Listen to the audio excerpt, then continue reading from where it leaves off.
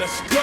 Guys, we gotta stop meeting like this. 6:30, we're headed on a flight. We're going to Fort Lauderdale today. We're gonna talk about filters. So we're gonna compare the Canon EOS R with a filter on it and a pretty cool adapter we got against some new filters we got for the iPhone 11 or really any smartphone. Let's get into it.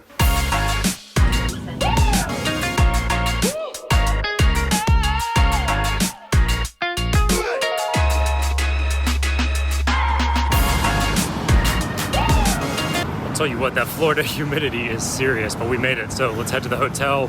We got a reception tonight. I got some pretty cool photos. We'll take a look at those. I'm blown away by this camera. And then we'll probably do the review tomorrow. So let's fast forward a bit.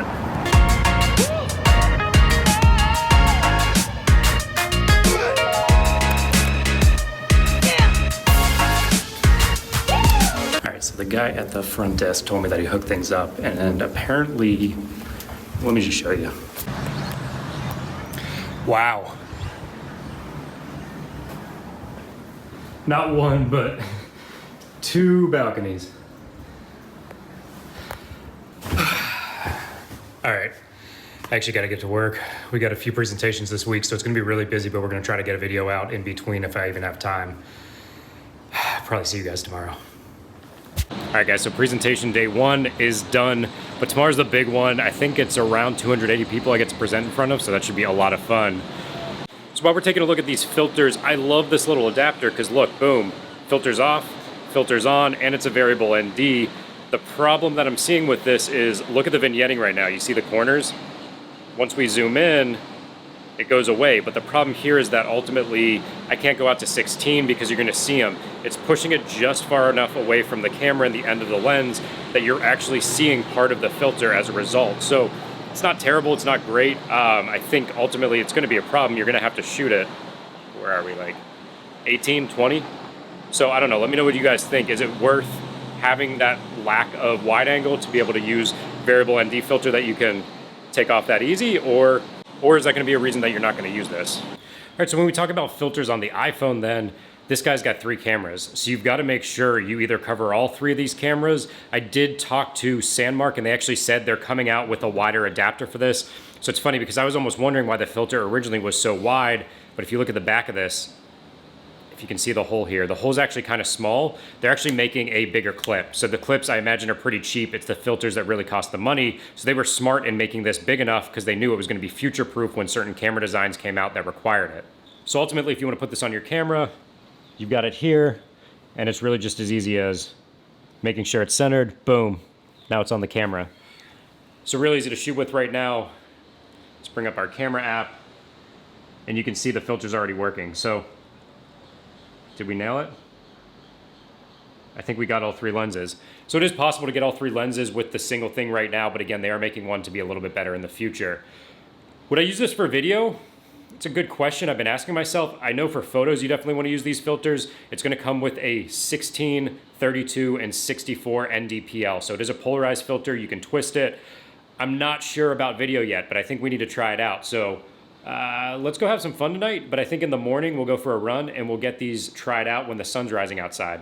I'll see you guys tomorrow. All right, so why might you want filters for your iPhone? Well, right now you can see we're perfectly exposed. We're shooting in 4K 60. We're at 120 frames per second. If we flip it around here, you can see how overexposed this is right now. So our only options at this point, increase frame rate, or slap on an ND filter.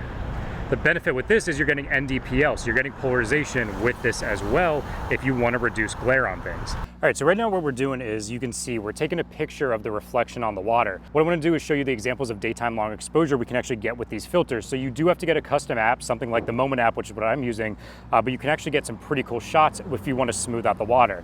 So you can see right now the water's pretty bumpy if we take a look at it. It's not too bad, but there's definitely some waves. I'll show you how we can actually smooth that out with the ND64 that comes with this.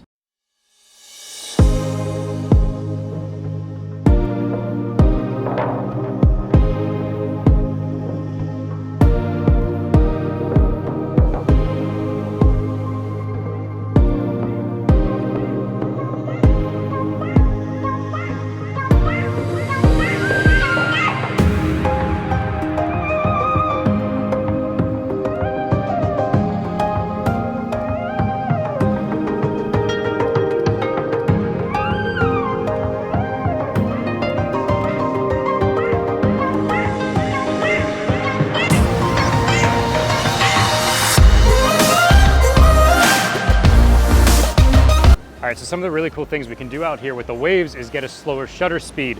Also, because of the way the filters are, you can actually get kind of this artistic reflection depending on how you put it over the lens.